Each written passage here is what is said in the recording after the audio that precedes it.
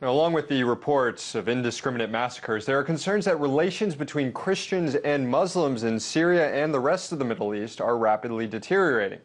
In fact, Prince Charles spoke about this topic in London this week, telling a reception for Middle East Christians that we have now reached a crisis where bridges are rapidly being deliberately destroyed by those with a vested interest in doing so. We cannot ignore the fact that Christians in the Middle East are increasingly being deliberately targeted by fundamentalist Islamist militants.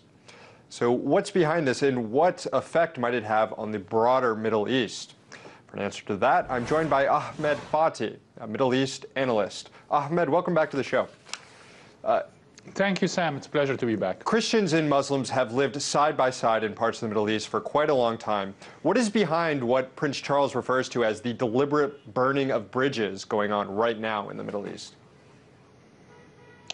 We have to take into consideration that from 2003 and the U.S. invasion to Iraq, the balance of powers and again the balance of inner countries' relationships have fallen apart. We have to recall that there was more than 1 million Iraqi Christians who have been forced out of their countries. Right now in Syria, we have a total population of 2 million Christians living there. And out of those 2 million population, about 45,000 have fled the country. About 18 months ago, there was the Bishop Rai of the Maronite Church in Lebanon, who is a supporter of the Assad regime. And he spoke very bluntly about the whole situation, that his biggest fear is to witness in Syria what have happened before in Iraq. So yes, I agree with His Royal Highness Prince Charles in his analogy that there is a deliberate action to bring down the relationships, the Muslim-Christians relationship, into another stage. This is very evident in Iraq, in Syria, and in Egypt as well. So the U.S., it's been meddling in the Middle East for decades, and over the last decade, actively engaging in warfare in several countries in the Middle East. Are you saying that that exacerbates the problem of violence against Christians? Do extremists see these populations as extensions of the West, extensions of the United States? No, it's not like that. It is perceived from the, I will call them the Mickey Mouse organizations, such as the Jama'ah Islamiyah or the Islamic State in the Iraq and the Levant, such as Al-Qaeda, such as the Salafi movements that's now mushroomed all over the Sunni world, across the Middle East. These all, while seemingly are independent, like seemingly they don't have a central command, in reality, they all act in sync. They have a very clear message. You just have to follow their rhetoric in the countries that they operate in, that they are anti-Christians, anti-Jews, even Muslims who might be secular or who might be Shiites or who might be not agreeing 100% on their Salafite dogma.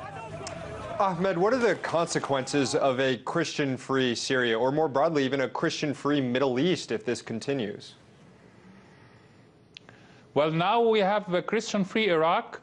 If the Levant, which is referred to as Syria, Lebanon, and Palestine, if this is all have been emptied from the Christians, I will not overrule that the 10 million plus Christians in Egypt will also be next to follow. I will not overrule it that the Christians in Jordan also will follow. This is very sad. We are being captured as hostages by these Salafite movements. They seem to be separate, yet they are united. What do you make of how the U.S. is responding to this issue, given the conflicting interests here? For example, in Syria, you have the Assad government, which has been friendly to the Christian communities, but the U.S. is opposed to the Assad government and instead favors the rebels, which we're now seeing factions of the rebels not being friendly to Christians. Can the U.S. even play a role in mitigating this problem? Nobody understands what the U.S. game plan at this time in the Middle East. The U.S., for the first time in a very long time, are perceived in the Middle East, even by its strongest allies, such as Saudi Arabia and Egypt, as an unreliable partner. This is quite harsh. I have not heard such harsh criticism for the US government probably since the height of the anti-American sentiments in Egypt and the Middle East in the 60s and the 70s.